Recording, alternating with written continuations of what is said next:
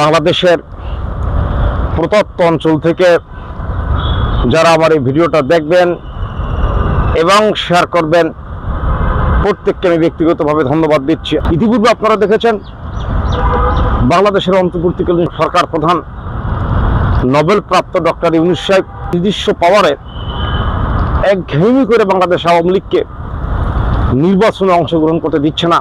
যেই দলটি 1970 নির্বাচনে 96% ভোট পেয়ে এই বাংলাদেশে ক্ষমতায় গিয়েছিলেন এবং পাকিস্তান সরকার তৎকালীন সময় 7.5 কোটি বাঙালির নির্বাচনী এবং গণমানুষের প্রতিনিধি শতাব্দীর মহাপুরুষ বঙ্গবন্ধু শেখ মুজিবকে ক্ষমতা হস্তান্তর করতে চায় নাই বিদায় বঙ্গবন্ধু শেখ মুজিবুর রহমান দেশ রক্ষার্থে বাংলাদেশের গণমানুষকে মুক্তির সন্ধানে যে যুদ্ধ সংগ্রাম করে জীবন ও যৌবনের 13টি বছর জেল খেটে এই বাংলার মানুষকে মুক্ত করেছিল এবং 1971 সনে এই বাংলাদেশকে স্বাধীন করেছেন সেই বঙ্গবন্ধুর আওয়ামী লীগ, জননেত্রী শেখ হাসিনার আওয়ামী লীগ আজকে বাংলাদেশে ইলেকশন করতে পারছে না।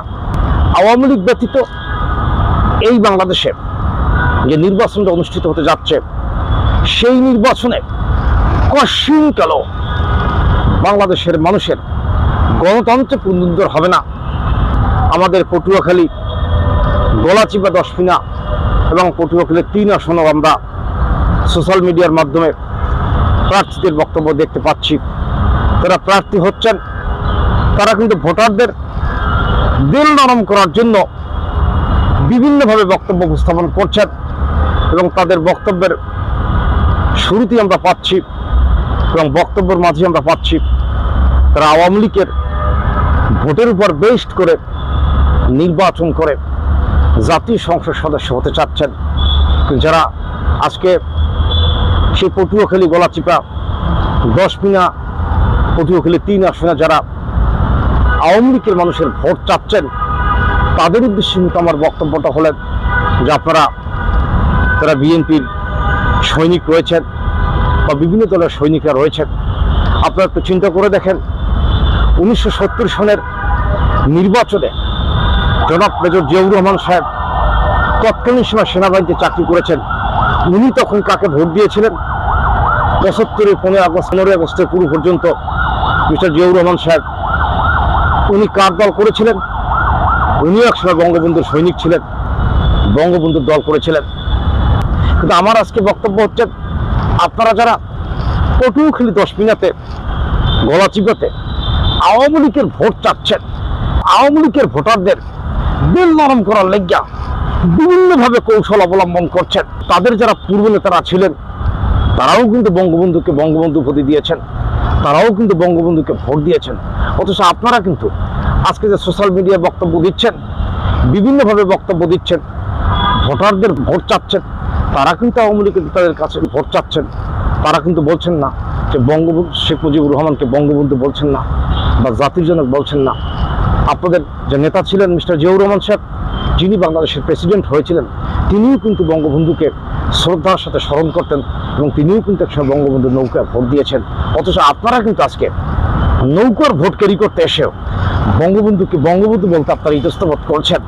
আমার গলাচিপা, দশপিনার বিবেকবান মানুষের কাছে প্রশ্নটা হলেন, যারা সকালবেলা ঘুম থেকে উঠে সন্ধ্যা পর্যন্ত বা রাত্রে ঘুমানো পর্যন্ত কন্টিনিউ আওয়ামী লীগের সমালোচনা করেন, শেখ হাসিনার সমালোচনা করেন, শেখ হাসিনাকে ফেসিস্ট বলেন, আওয়ামী লীগকে স্বৈরাচার বলেন এবং বঙ্গবন্ধুর বিরুদ্ধে বিভিন্নভাবে বক্তব্য উপস্থাপনা করেন, তারা কিন্তু আজকে আওয়ামী লীগের ভোটারের জন্য বেরিয়ে যাচ্ছেন গ্রাম সে গ্রাম, মহল্লা টু মহল্লা, গ্রামের বিভিন্ন গণ্যমান্য ব্যক্তিদের কাছে কিন্তু আওয়ামী লীগের ভোট নেওয়ার জন্য বিনয় সুরে কথা বলেন।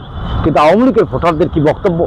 তারা কিন্তু বলতে চাচ্ছেন যে আপনাদেরকে তারা চেনে, অথচ আপনাদের পূর্ব নেতারাও কিন্তু বঙ্গবন্ধু শেখ মুজিবকে সমালোচনা করতেন না এবং বঙ্গবন্ধুকে জাতির পিতা হিসেবে সম্মান করতেন, বঙ্গবন্ধুকে বঙ্গবন্ধু মনে করতেন।